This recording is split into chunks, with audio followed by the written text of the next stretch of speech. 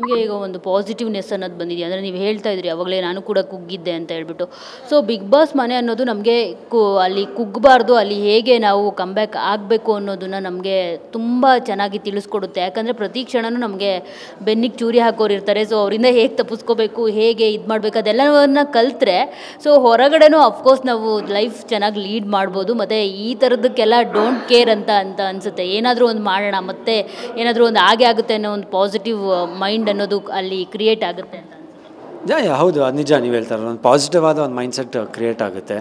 So ಆಚೆ ಬಂದಾಗಲೂ ನಾವು ಅದೇ ಪಾಸಿಟಿವಿಟಿನ ಕರ್ಕೊಂಡು ಮೇಲೆ ಹೋಗಬೇಕು. ಆ್ಯಂಡ್ ನನಗೇನೆಂದರೆ ಒಂದು ಅಲ್ಲಿಂದ ಸಿಕ್ಕಿದ ಒಂದು ಸಕ್ಸಸ್ಸನ್ನು ನನ್ನ ತಲೆಗೆ ಏರಿಲ್ಲ. ಲೈಕ್ ಎಲ್ಲೋ ಒಂದು ಕಡೆ ನಾನು ತುಂಬ ಚೇಂಜ್ ಆಗ್ಬಿಡ್ತೀನಿ, ಇಲ್ಲ ರೆನ್ಯುಮರೇಷನ್ ಆಗಿರ್ಬೋದು, ಇಲ್ಲ ಜನರು ಮಾತಾಡ್ಸೋ ರೀತಿ ಆಗಿರೋ ಐ ಡೋಂಟ್ ಥಿಂಕ್ ಅದೆಲ್ಲ ತುಂಬ ಚೇಂಜ್ ಆಗುತ್ತೆ. ಯಾಕಂದರೆ ನನಗೆಲ್ಲೋ ಒಂದು ಕಡೆ ಇನ್ನೂ ಒಂದು ಒಳ್ಳೆ ಜರ್ನಿ ಇದೆ.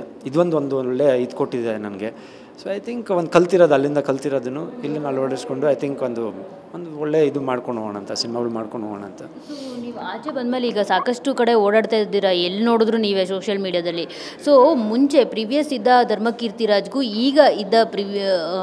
ಈಗ ಇರೋ ಧರ್ಮಕೀರ್ತಿರಾಜ್ಗೆ ಏನೆಲ್ಲ ಡಿಫ್ರೆನ್ಸಸ್ ಇದೆ, ಮತ್ತು ಜನ ನಿಮ್ಮನ್ನು ಯಾವ ರೀತಿ ನೋಡ್ತಿದ್ದಾರೆ, ಏನಾದರೂ ಬದಲಾಗಿದೆಯಾ, ಹೇಗೆ ಏನು?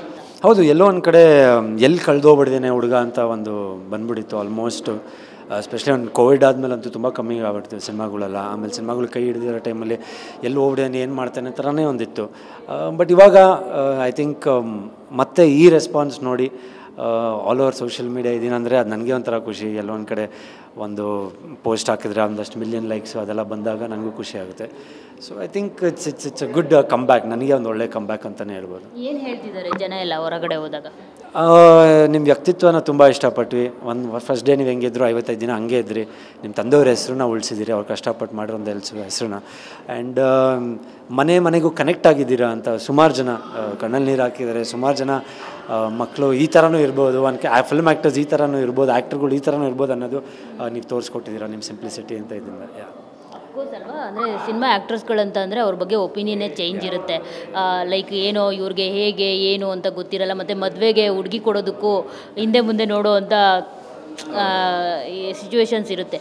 ಸೊ ಈಗ ಮದುವೆ ಕೊಡೋ ಹುಡುಗಿ ಮನೆಯವ್ರು ಯಾರಾದರೂ ಬಂದಿದ್ದಾರಾ ಹುಡುಕೊಂಡು ಏನಾದರೂ? ಇನ್ನೂ ಇಲ್ಲ. ಐ ಥಿಂಕ್ ತಂದೆ ತಾಯಿಯವರು ಹೇಳ್ತಾಯಿದ್ರು ಮದುವೆ ಆಬ್ವಿಯಸ್ಲಿ ನೆಕ್ಸ್ಟ್ ಟೈಮ್ ಮಾಡ್ಕೊಬೇಕು.